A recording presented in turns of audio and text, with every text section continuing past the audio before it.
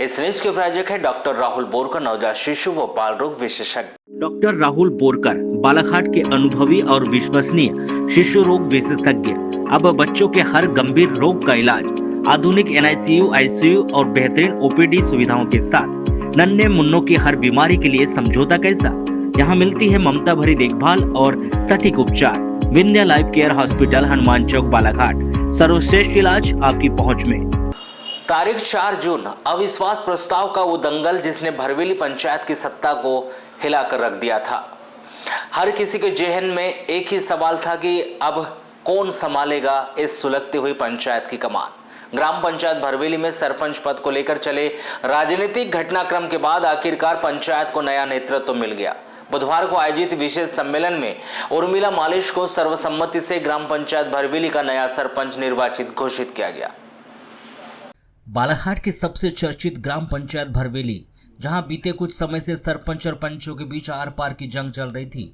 4 जून को अविश्वास प्रस्ताव के जरिए तत्कालीन सरपंच गीता अनिल बिसेन को 18-1 की कुर्सी गंवानी पड़ी थी। इसके बाद से ही नए सरपंच की कुर्सी को लेकर पर्दे के पीछे कई राजनीतिक गोटियां पीट रही।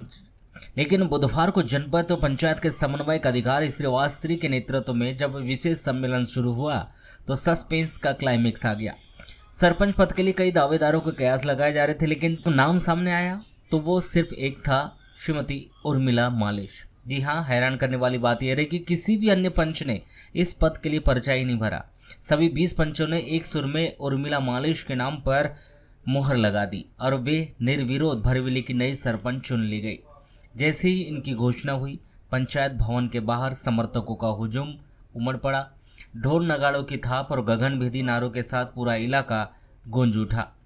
लेकिन इस जीत के साथ ही अब भरवेली पंचायत में पूर्व कार्यकाल के पन्नों को पलटने की भी तैयारी शुरू हो चुकी है। पंचों ने कहा कि पूर्व सरपंच के कार्यकाल में हुए एक एक पैसे और प्रत्येक कार्य का हिसाब किताब भी लिया जाएगा।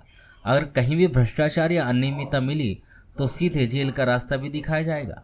वहीं उप सरपंच राजेश भाहेश्वर ने ऐलान किया कि अब भरवेली में कोई एक सरपंच नहीं बल्कि 20 पंच सरपंच बनकर राज करेंगे और 1 साल के भीतर गांव की तस्वीर बदल देंगे।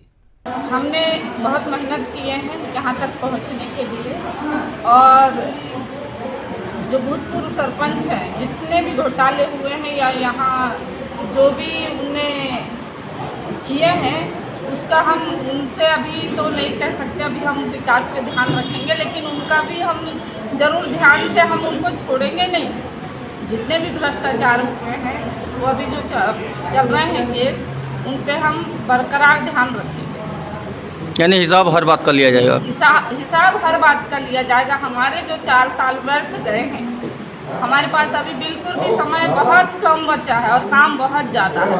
इसलिए जो हमारा समय गया है उसका तो बदला हम लेंगे। क्या अपेक्षाएं रहेंगी आगामी, जैसे कि अभी 1 साल का कार्यकाल बचा हुआ है और गाँव के विकास कार्य क्या रहेंगी प्राथमिकताएं?